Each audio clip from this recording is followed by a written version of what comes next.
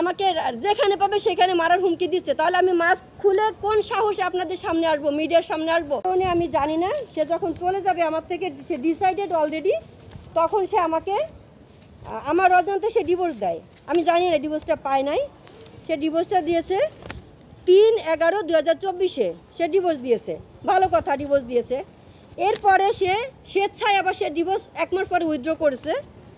সেটার উইথড্রয়াল তারিখটা হচ্ছে, সরি অন্ধকারে বোঝা যাচ্ছে না, 28/12 মেবি, ওদের অন্ধকারে বোঝা যাচ্ছে না। সে 1 মাস পরে ডিভোর্সটা উইথড্র করে সে আবার আমার কাছে আসে ডিসেম্বরে আসে। যখন তার বাংলা কলেজের কমিটি ঘোষণা হবে, তখন ফয়সাল রেজা আবার আমার কাছে আসে এবং বারবার করে রিকোয়েস্ট করতে থাকে যে আমি যদি সুপারিশ না করি বা আমি যদি দলের সাথে কথা না বলি, ওকে পদটা দিবে না। তো আমাকে সে ডিসেম্বরের 23 তারিখে সে 10-12 জন গুন্ডা পান্ডা, তারই বন্ধুবান্ধব, সে বলে বন্ধুবান্ধব ছোটো ভাই, আসলে গুন্ডা পান্ডা নিয়ে বিকেলবেলা আমার বাসায় যে আমাকে জিম্মি করে, আমাকে মারধর করে, আমার ফোনটা পর্যন্ত সে সিজ করে। আমি কাউকে ফোন দিতে পারি নাই। সে 2 ঘন্টা আমার উপর টর্চার করছে, মারধর করছে, বাধ্য করছে রাকিবের সাথে কথা বলতে। আমাকে বটি নিয়ে আসছে কিচেন থেকে, আমার গলায় বটি ধরে জবাই করে দিবে আমাকে। কেন?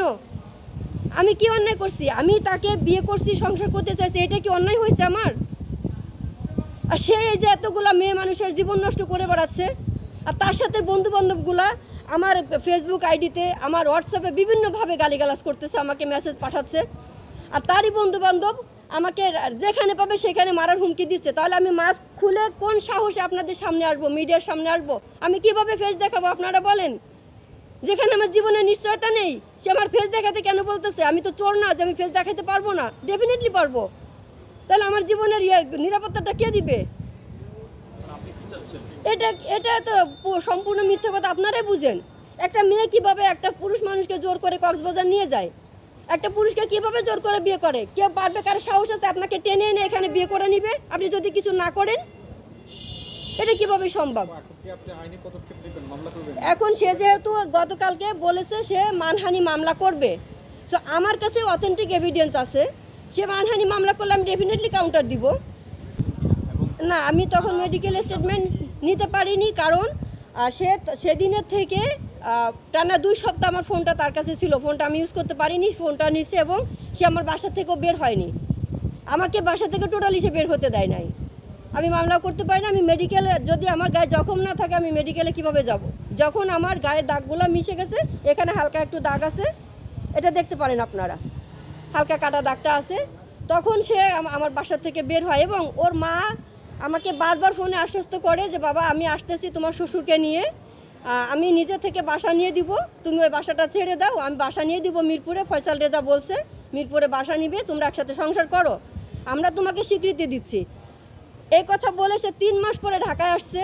তখন এই যে একজন কর্নেল সাহেবের সে একটা স্টেটমেন্ট ওখানে দেখাইছে, উনি একটা সাক্ষাৎকার দিয়েছেন। কর্নেল সাহেবকে মূলত আমি এখানে ইনভলভ করিয়েছি। যখন আমি কোথাও বিচার পাচ্ছি না, কর্নেলের সাথে আমার কোনোভাবে, কর্নেল ফয়সাল সাহেব, বাসা ভাড়া, থাকা খাওয়া, তার পকেট খরচ, তার শপিং, তার ট্রিটমেন্ট সবই তো আমার উপরে। তারপরে সে ক্যাশ টাকা নিয়েছে, সে আমার গোল্ড চুরি করেছে, সে টাকা, আমার কোম্পানি টাকা চুরি করেছে। যেহেতু আমি রিয়েল এস্টেট জব করি, আমার ঘরে কোম্পানি টাকা ছিল 5 লক্ষ টাকা, সেটার কল রেকর্ড দিব আমি আপনাদেরকে। ভোর রাতে পালাইছে এগুলা নিয়ে।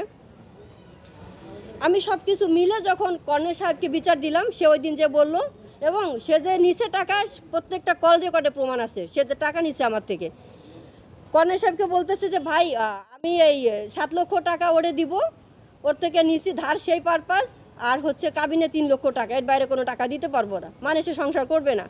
তখন আমি ভাইকে, যখন কর্নেল সাহেবকে বোঝায় বললাম যে ভাই আমি তো একটা মেয়ে, আমি কি বারবার বিয়ে করব? কেন আমি সংসার করতে? আমি তো সেদিনও রাষ্ট্রের কাছে আমি আমার জীবনের নিরাপত্তা চেয়েছি, এবং বিএনপির ভাইস প্রেসিডেন্ট তারেক রহমানের কাছে আমি আমার লাইফের নিরাপত্তা চেয়েছি সেদিনও। আমি আজকেও রাষ্ট্রের কাছে আমি আমার জীবনের নিরাপত্তা চাচ্ছি।